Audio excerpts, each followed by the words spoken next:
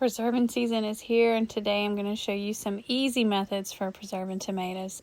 They may have been trickling in initially, but we are rolling in them now. Preserving season isn't my favorite because it can get chaotic, but we are so grateful for nature's bounty.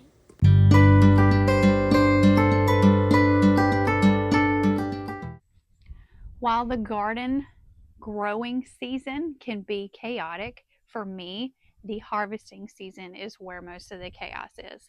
When the garden is ready, you have to harvest it. That's something my dad has always said is garden don't wait. When it's ready, you gotta harvest. After you harvest, you gotta preserve and process things. And they're not gonna last forever. It's not going to wait 2 weeks for you to get it put up. So we're in the thick of processing and harvest season, as well as starting back to homeschool. So I have a little bit of stress going on, just a little bit. So today we are going to be working with the paste tomatoes and the peppers. I have pears that are waiting to be processed. I am going to go pick figs today, and it's just, I feel like it's mounting up, but it's going to be okay. If you do feel overwhelmed with your tomatoes, I have some good news for you. Tomatoes can be very forgiving in comparison to a lot of the other vegetables that you will grow. Tomatoes, you can core, like cut the tops and cut the ends off and core them, put them in freezer bags, shove them in the freezer. Don't even worry about peeling them. Especially if you have them trickling in and you don't have enough to do anything with yet, put them in freezer bags and put them in the freezer.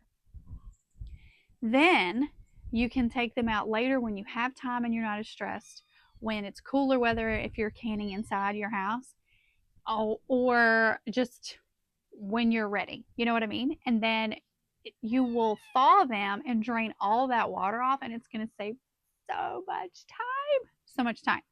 The only exception would be maybe if you wanted to do salsa. I have not experimented with nor researched doing salsa with tomatoes that have been frozen, but I don't see why you couldn't.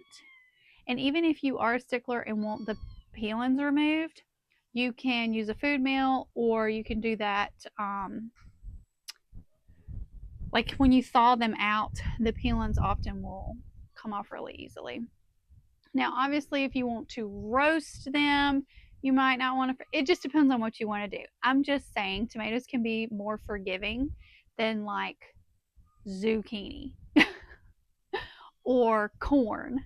You've got to process those things immediately. The first round of paste tomatoes that I had come in didn't look the best. Like, they had a lot of markings on them and just weren't as pretty. But these next ones that have been coming in have been beautifully smooth and just gorgeous, which is more like the harvest I got last year. Last year, I am telling you, the bounty was insane with the paste tomatoes. Hasn't been quite as prolific this year, but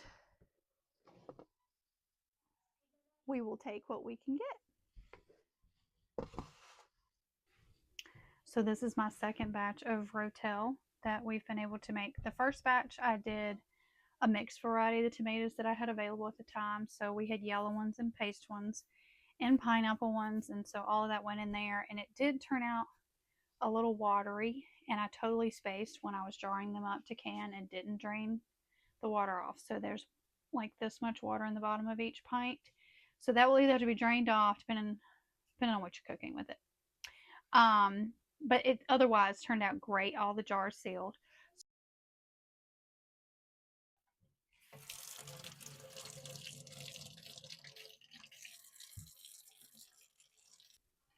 And some of these are just humongous, huge paste tomatoes.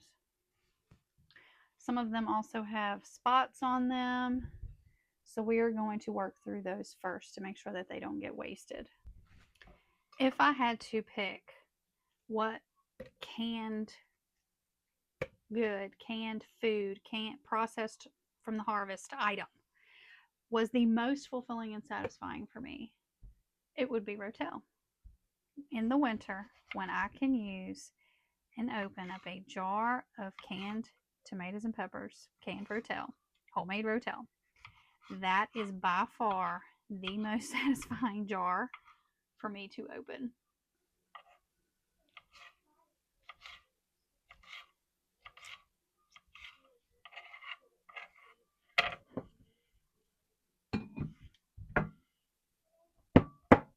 Okay, we've got our first heaping 4 cups of tomatoes. I'm going to get this into a pot on the stove, and after I get the second one of these in there, I will turn it on to let it start heating up while I am finishing up cutting up these and the peppers. Okay, so all the tomatoes are cut up, and in the pot I cut up some Anaheim. I think it's Anaheim. I don't even know. But turns out it's hot because I told my Ellie that it wasn't, and then she ate one and it was hot. Also, I used gloves to cut this time because last time I was like, it'll be fine, it's fine, and my hands burned for 2 days. So we have mostly whatever that green pepper was, is like green and red and it's long, and I'm thinking it's, I don't know. And then some yellow bell because I wanted to add in some color. And you use a cup of that and then 2 jalapenos. But because I have heat in this other pepper, I'm not going to do the jalapenos, I don't think. I might cut up one. I'm probably going to cut up one. And then we're going to get this in the pot with the spices. It is already on. You got to get it to a simmer for about 10 minutes, and then you can jar it up. Water bath can for, well, you have to put lemon juice in there, but water bath can for 40 minutes. I'm going to double check that.